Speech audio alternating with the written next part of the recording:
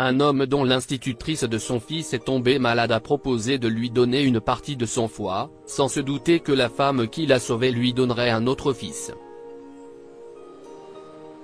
Margaret Morris était enseignante dans un lycée de sa ville, et elle aimait son travail.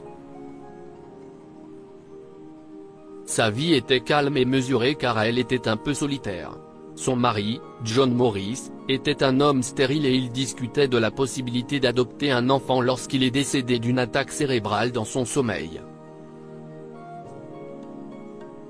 Le matin où elle avait essayé de le réveiller sans succès avait été l'un des moments les plus douloureux de sa vie. John avait été son autre moitié, et ils s'étaient aimés farouchement. 10 ans après sa mort, Margaret pensait encore à lui. Ce n'est pas qu'elle ne pouvait pas passer à autre chose, elle l'avait fait, mais elle ne pouvait tout simplement pas supporter l'idée de retomber amoureuse après avoir perdu son mari. Elle reste donc célibataire et se consacre à son travail et à sa relation avec ses élèves. Elle aime sa vie, et les enfants qu'elle aide sont pour elle une bouée de sauvetage. Il l'adorait en raison de son comportement facile à vivre et se comportait toujours de la meilleure façon possible avec elle car il tenait à la respecter. Margaret entretenait même des relations plus étroites avec certains d'entre eux, recevant souvent des cadeaux de leurs parents en guise de remerciement pour la bonne conduite de leur enfant. À l'école, les élèves de sa classe étaient connus pour être les plus polis, et c'était une fierté pour elle. Un après-midi, après que la cloche annonçant la fin des cours a sonné, Margaret a ressenti une douleur aiguë dans son ventre. Après qu'elle s'est estompée, elle a essayé de l'ignorer en rangeant ses affaires pour rentrer à la maison, mais la douleur est revenue. Elle a crié la deuxième fois et s'est agrippée à la table pour se tenir en équilibre tout en supportant la douleur.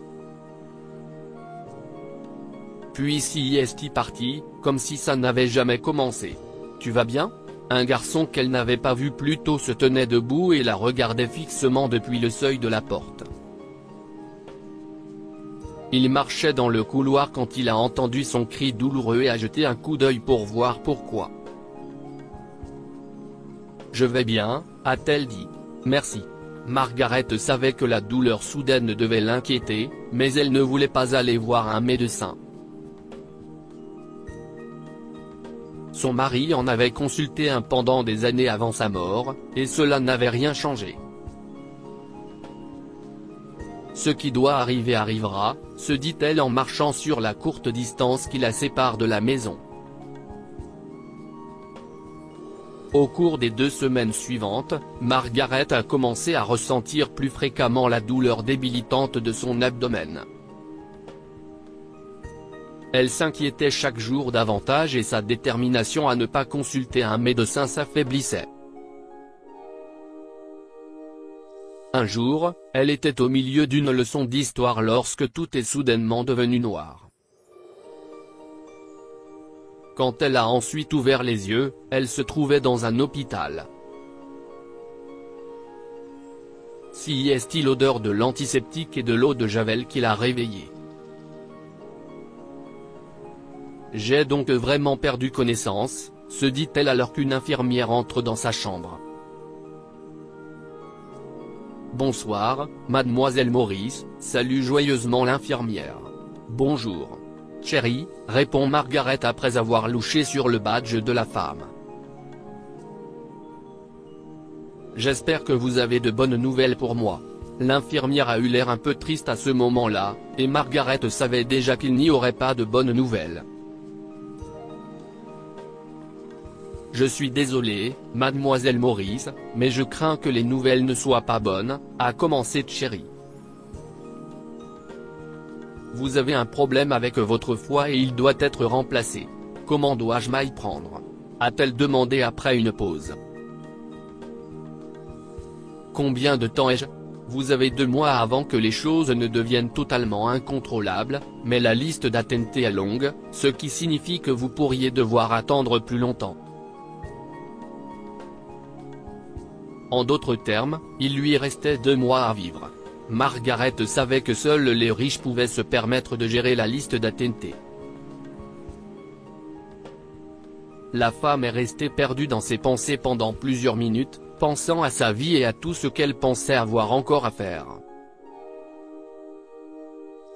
Le temps qu'elle se rappelle avoir dit merci, infirmière, Cherry était partie depuis longtemps. Les larmes de Margaret sont tombées après. Lorsqu'elle est rentrée chez elle, elle a commencé à recevoir des lettres et des cadeaux de ses élèves qui l'avaient vue s'effondrer. Ils voulaient savoir comment elle allait et lui ont transmis leurs encouragements. Les messages attentionnés qu'elle a reçus ont beaucoup aidé Margaret à faire face à sa maladie. Elle était heureuse d'avoir touché tant de vies. Une semaine plus tard, elle est retournée à son travail, prête comme jamais à travailler davantage tout en créant des souvenirs durables avec ses élèves et ses collègues. Lorsqu'on lui pose des questions, elle attribue son malheur à différentes choses, notamment à la canicule qui sévit dans le pays. Margaret n'était pas prête à ce que l'école connaisse sa situation délicate.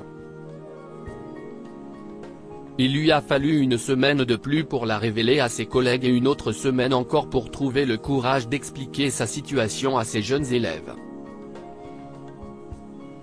Lorsque Mark Peters, un homme dont le fils était élève dans la classe de Margaret, a appris la situation difficile par son fils, il a eu le cœur brisé. Auparavant, son fils avait été très impoli et capricieux, mais depuis qu'il avait été transféré dans la classe de Margaret, le garçon avait gagné en maturité, ce qui les avait amenés à passer plus de temps ensemble. Mark avait toujours eu l'intention de lui rendre visite pour lui montrer sa gratitude, mais cela lui était toujours sorti de l'esprit.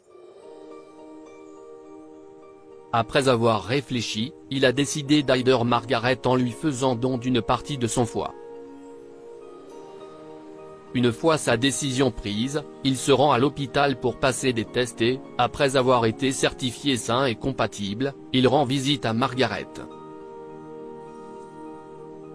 « Bonjour, je suis le père de Todd », lui dit-il lorsqu'elle lui ouvre sa porte un soir. « Monsieur Peters ? Que faites-vous ici ?» demande-t-elle, alarmée. « J'ai entendu parler de vos problèmes. » Médicaux, a-t-il dit quand elle l'a fait entrer, puis il lui a présenté les résultats de tests qui ont révélé que son foie était sain et compatible avec le sien. La main de Margaret a volé jusqu'à sa bouche quand elle l'a lu. « Je ne peux pas accepter ça », a-t-elle balbutié. « Votre fils a besoin de vous. Je n'abandonne pas ma vie pour la vôtre mademoiselle Morris, j'essaie juste d'aider. Je serai là pour mon fils aussi, lui a-t-il assuré. Mais Margaret ne voulait pas écouter, et elle rejeta le geste aussi poliment qu'elle le pouvait. Il faut à Mark un mois de temps passé avec elle pour la convaincre de l'accepter. Les semaines qu'ils passèrent ensemble furent mémorables pour eux deux, si bien que lorsque vint le moment où Margaret eut cruellement besoin d'un foie, elle finit par accepter celui de Mark.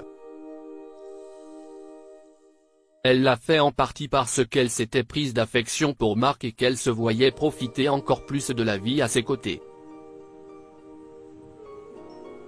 Il partageait également les mêmes sentiments.